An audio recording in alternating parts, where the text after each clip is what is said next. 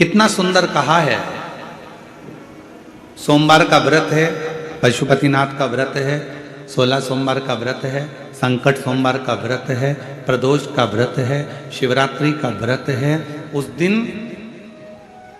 बेलपत्र को, जिस दिन आपका व्रत होता है उस दिन बेलपत्र को नहीं तोड़ा जाता। कितना सुंदर वर्णन है, जरा सुनिएगा। शिव महापुराण का, लिंग पुराण का ये वर्णन, शिव पुराण का, स्कंद पुराण का ये वर्णन, ध्यान रखना।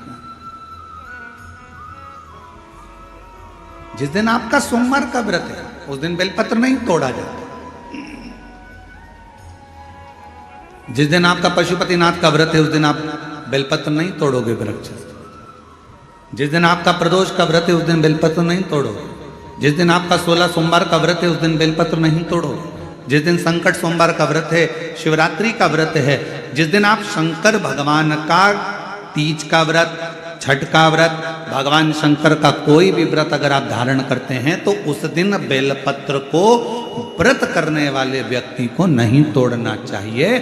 व्रत आज है तो बेलपत्र को एक दिन पहले तोड़कर रख लेना चाहिए। क्यों? ऐसा हमारा शास्त्र, हमारा विधान, हमारे पुराण, हमारे वेद क्यों वर्णन करते हैं? किस लिए वर्णन करते हैं? क्यों कहा गया कि प्रदोष के दिन, जिस दिन आपका व्रत है उस दिन आप कोई सा भी व्रत हो, आपका सोमवार का व्रत है, आपका शिव जी का अगर कोई व्रत कर रहे हो तो उस दिन आप भगवान शंकर को चढ़ाने के लिए बेलपत्र मत तोड़ो, एक दिन पहले तोड़ो। क्यों कहा गया?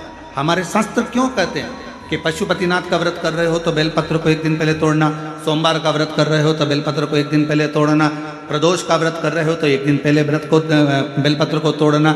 एक दिन पहले उस बेलपत्र को क्यों तोड़ा जाता है? जिस दिन हमारा व्रत रहता है उस दिन हम बेलपत्र क्यों नहीं तोड़ सकते? तो हमारा शास्त्र कहता है, शिव महापुराण वर्णन करती है कि जिस बेलपत्र की पूजन आप साल भर में अगर एक दिन भी आपने बेलपत्र को जल चढ़ाया है, एक दिन भी बेलपत्र को नमन करा है, एक दिन भी बेलपत्र के वृक्ष को यदि तुमने पूजा है, साल भर में एक दिन भी आपने अगर बेलपत्र की आराधना करी है, तो आप जब जब सोमवार का व्रत रखती हो, प्रदोष का व्रत रखते हो, आप जब जब शिवरात्रि का व्रत रखते हो, आप जब संकट सोमवार का व्रत रखते हो, पशुपति व्रत रखते हो, तो तुम्हारे उस व्रत को सफल बनाने के लिए बेलपत्र का वृक्ष भी तुम्हारे लिए व्रत रखता है, जिससे तुम्हें उस फल की प्राप्ति।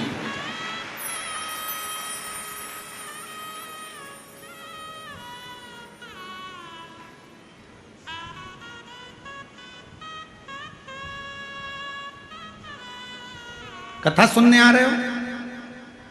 घर के बाहर बेलपत्र का पेड़ है, कथा श्रवण करने जा रही हूं, बेलपत्र का वृक्ष है।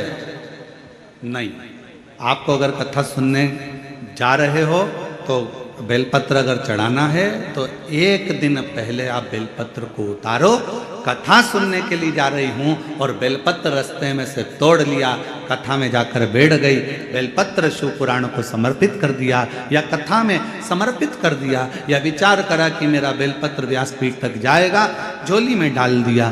ध्यान रखना, कथा सुनने के लिए आ रही हो, सामने बेलपत्र का वृक्ष दिख गया, उसको झुककर प्रणाम करो, नमन करो और कहो